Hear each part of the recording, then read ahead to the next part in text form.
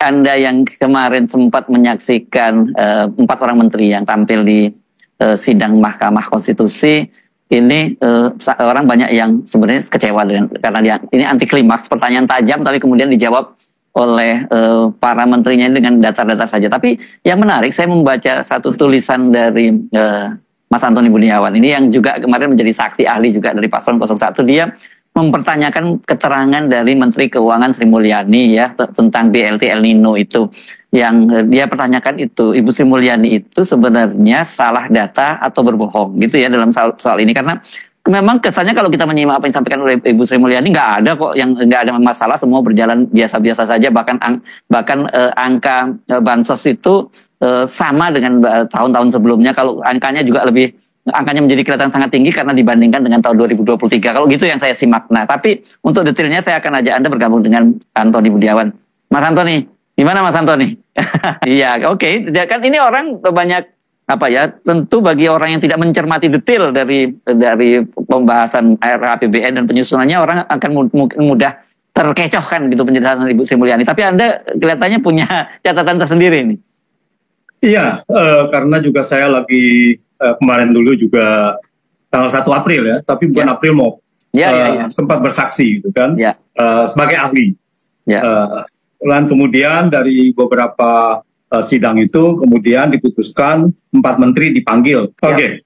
Nah, terus di sini ada beberapa hal yang menurut saya adalah terjadi keanehan atau ketidaktepatan dari penyampaian Sri Mulyani. Pertama aja, Sri Mulyani memberikan satu slide ya yang ada timeline. Nah, di situ juga ada kapan pembahasan RUU dari APBN untuk 2024 dan kapan disahkan dan kapan diundangkan. Dan diundangkan pada 16 Oktober 2023. Kemudian dia lompat bahwa daftar isian itu yang untuk 2024 itu diisi 28 November. Jadi ditetapkan 28 November, semuanya fix itu. Jadi dialokasikan anggaran-anggaran 28 November. Pertanyaannya adalah, apakah yang 28 November sudah sesuai dengan undang-undang tahun 2024 belum? Undang-undang nomor 19 tahun 2023 untuk APBN anggaran 2024. Apakah sudah sama apa belum? Gitu kan? Harusnya menurut Sri Mulyani sudah sama. Gitu. Karena itu kan. Tetapi 2 Desember 2023 ini menarik.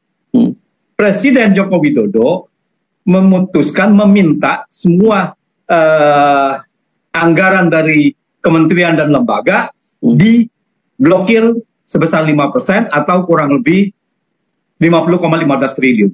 Yang disebut automatic adjustment itu ya? Yang disebut automatic adjustment. Pertanyaannya kenapa? Karena pada 6 November terjadi rapat kabinet, di dalam rapat kabinet atau ratas, rapat terbatas, itu diputuskan bantuan sosial diperpanjang. Yang seharusnya selesai November 2023 diperpanjang sampai dengan Desember dan terus sampai dengan Juni 2024.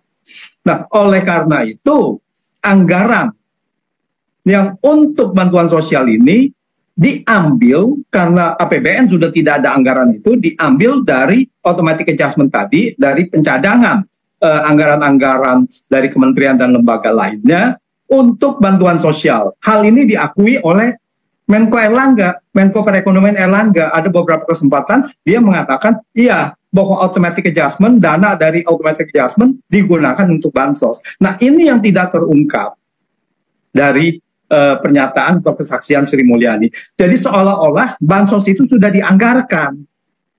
Tapi sebetulnya tidak ada anggaran bansos yang seperti ditetapkan itu. Nah itu, Bung Ersu.